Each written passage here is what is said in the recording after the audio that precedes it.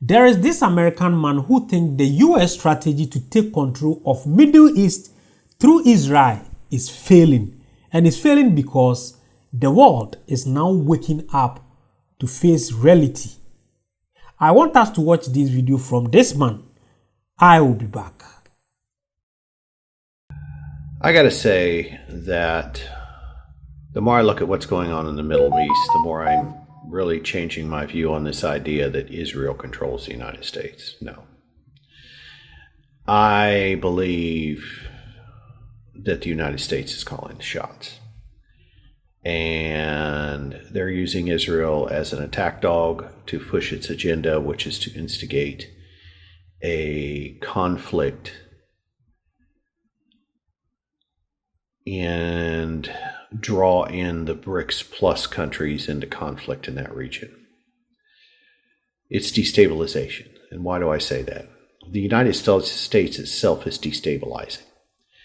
And the ruling class of the United States is in conflict with each other. That being said, that means there's no check and balances on factions within that ruling class as there used to be. Now, the neocons are running the Biden administration, just like they did the Bush administration, except now, because of the divisions in the U.S. ruling class, there's no checks and balances on these people, which is why we're having these insane wars to try to knock down our competition, which is the BRICS Plus cartel. That's going to fail. I can tell you right now, it's just a matter of numbers. When you talk about China and Russia by itself, you're talking over 1.5 billion people that can get up on a battlefield. We don't have those kind of numbers. And a nuclear conflict is also out of the question. We're going to lose that too, because they just got more combined than we do. Russia by itself has more. When you throw India in there, oh please. And this is a desperate attempt to try to reestablish a U.S. hegemony, which never really existed, by the way, over the financial aspects of the world. And the dollars, what's really at the heart of this is de-dollarization. That's why I know Israel doesn't control us. We're controlling the shots because it's the dollar that's being lost. And they're trying to stop that by drawing BRICS into a conflicts that will drain their ability to stand up financially. And it's not going to work because, first of all, the BRICS countries are already on to what's happening. And they're avoiding major conflicts with the United States and Israel, major one-on-one conflicts. It's going to come down to that the United States is going to literally have to attack one of them directly, or Israel. I believe if Israel does attack Iran, Russia will defend Iran. Russia's already, this isn't on our media much. You have to go to other medias.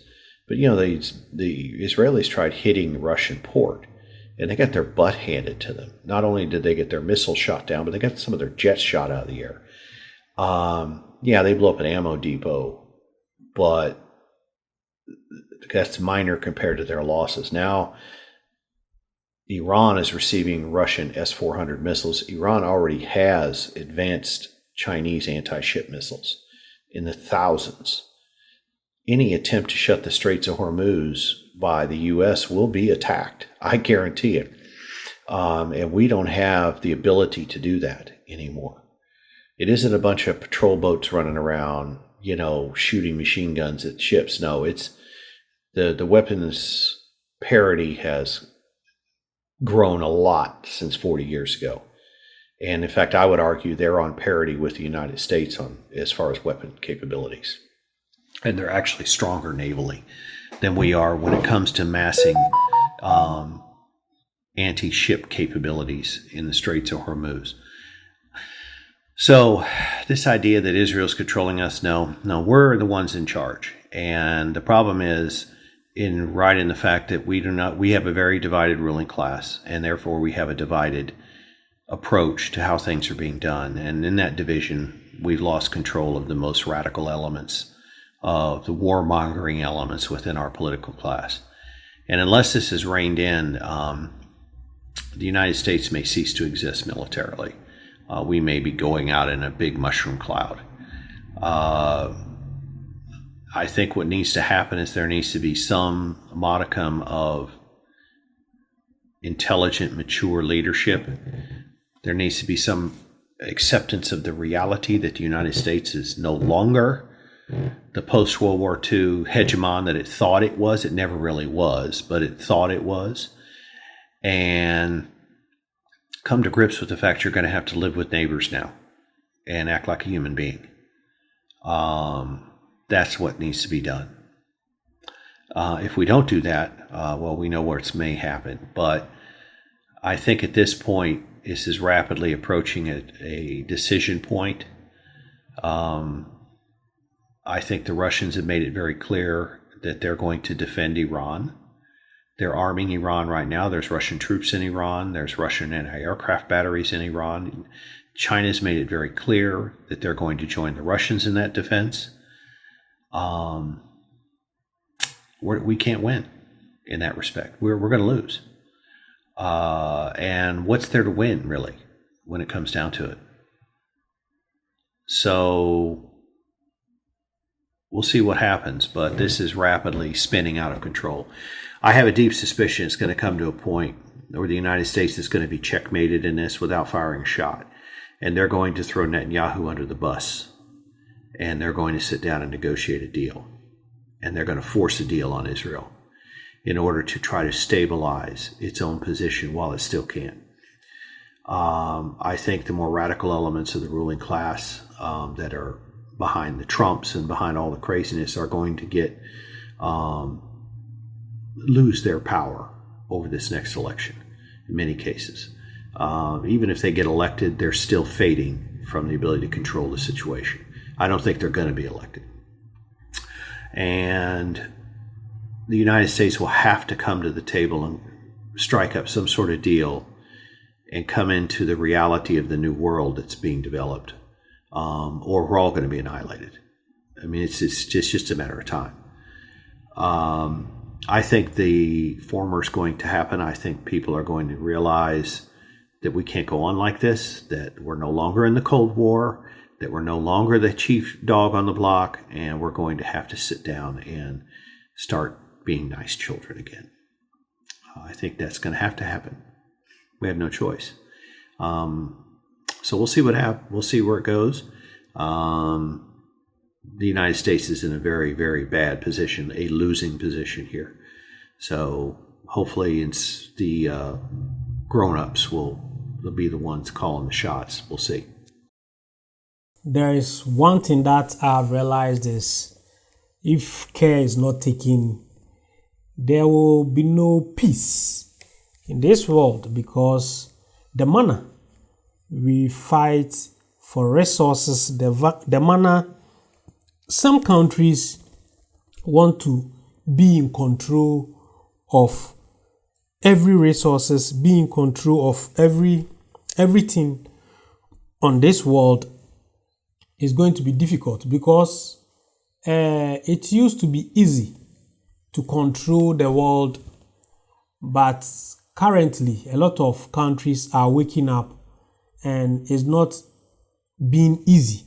Now it's becoming more difficult to tell people what to do or to use military weapons to threaten countries to submit their resources. And it seems US has done that for several years. US hasn't been trying to cooperate with other countries for every country's benefit. They always want to use weapons to bully small countries of their resources. And many countries are realizing that, and it is making things difficult for the Western countries for now. And due to the BRICS organization, it is becoming difficult because majority of the stakeholders in BRICS are big countries with large or huge numbers. And if that countries are trying to dump the US dollars, then it means the US economy will be crumbling. And that is what is getting scared. That is why the Western countries have started shivering. And how things are going, it seems the war is not going well, because after Iran attacked Israel, we were expecting the next day to Israel to retaliate, but it seems they are really thinking about it very well, because if they attacked and things are not taken care, and US, what do we call it? US come and support Israel, definitely Russia and China will be supporting Iran, because they are also allies and they get each other's back.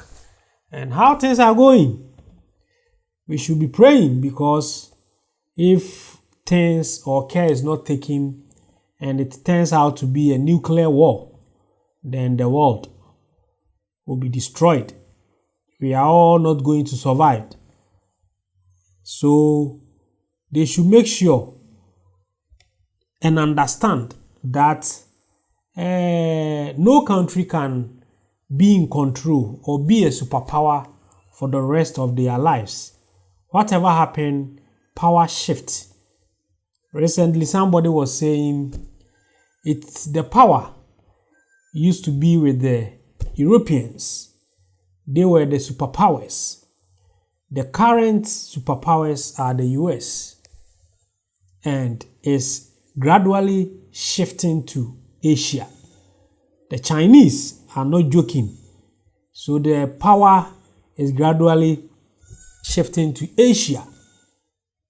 And after I shift to Asia, then the future look bright also for Africa, because whatever happens after Asia enjoys their superpower, the next or the future superpowers can become Africa. So we are getting ready. Maybe I won't be alive to experience this, but if the new generation puts our house in order, we are also going to control the world in future. Because as I always say, we have all the innovatives, we have the opportunities, we have the power, because we have the virgin lands to produce whatever we want.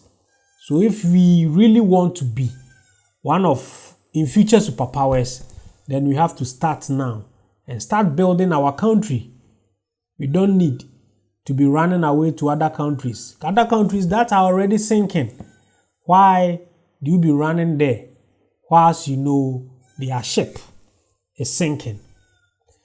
Please join my Telegram group by going to my description box. Click on the Telegram link. It will take you to my platform. Join us for us to discuss about the well-being of Africa and Africans in diaspora. If today is also your first time coming to this channel, then don't forget to subscribe to this channel and turn on the notification button so that anytime I upload any great content, you will be notified. Thanks for watching.